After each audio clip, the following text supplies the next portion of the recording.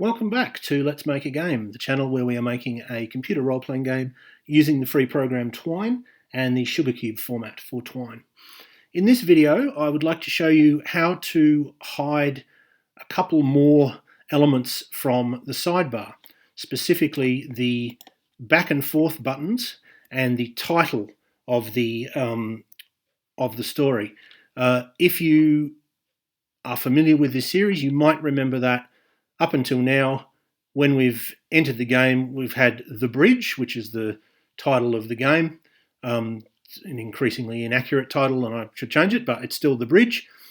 And we've also had buttons that let you go back to a previous page, and then if you go back to a previous page, you can also go forward to other pages. And you may want to hide those for various reasons. I was interested in hiding them because I was starting to run out of space in the sidebar for all the things I wanted to display, and I wanted to get rid of the things that weren't that necessary. In the case of the title, you might just not want to have the title. You might want to have a logo version of the title instead, and so instead of having plain text, you might want to hide the text and then have a command to print the sort of logo version that you've made.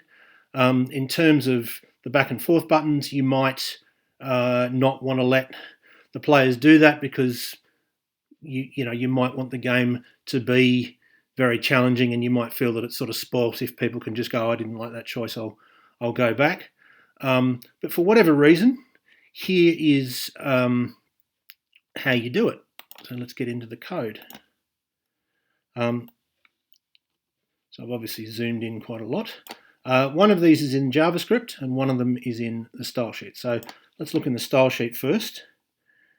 And here we have what we're doing. It's very similar to one that we've already done. It's very similar to the this one that's under it. But I'll go through anyway. We have hashtag story dash title. No, when I say dash, I'm talking about the same key that is minus. So hashtag story dash title, T-I-T-L-E, and then a space, and then a pair of curly brackets. And inside the curly brackets, we have display, D-I-S-P-L-A-Y, colon, space, N-O-N-E, and a semicolon.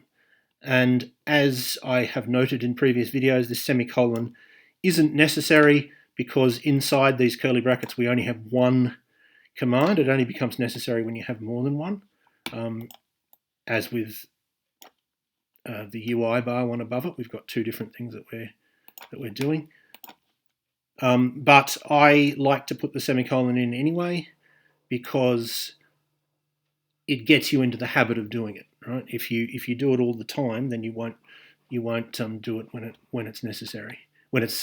You won't forget to do it when it's necessary. Sorry. So that is the story title. Now let's look at the other one in the JavaScript. This is the relevant one we want here. It is config, so capital C O N F I G, which of course stands for configure. Dot history, HISTORY.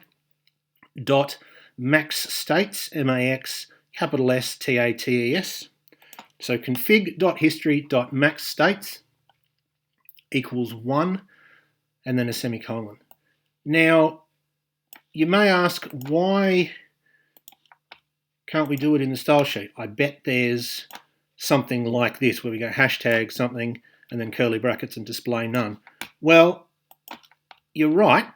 The reason is this command, this JavaScript command, so I'm told, does something else as well, which is that when you have the back and forward buttons, the game needs to keep track of all of the previous pages in case you want to go back to them.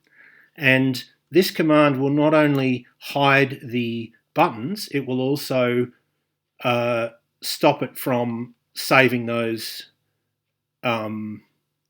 previous pages.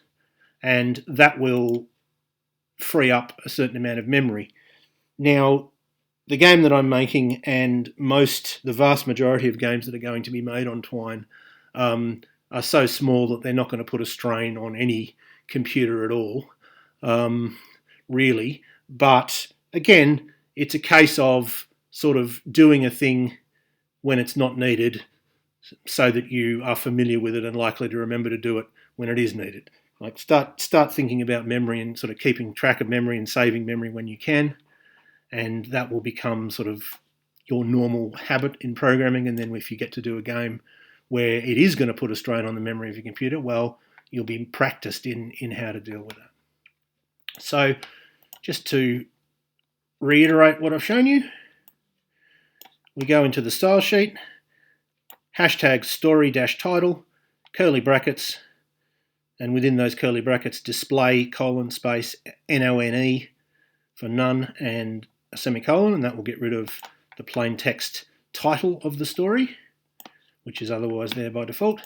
And JavaScript, we go config, so capital CONFIG dot history dot max states, MAX capital STATES with no space between max and states, equals 1 and then a semicolon, and that will stop the display of the back and forth buttons and also will stop saving all of the previous pages.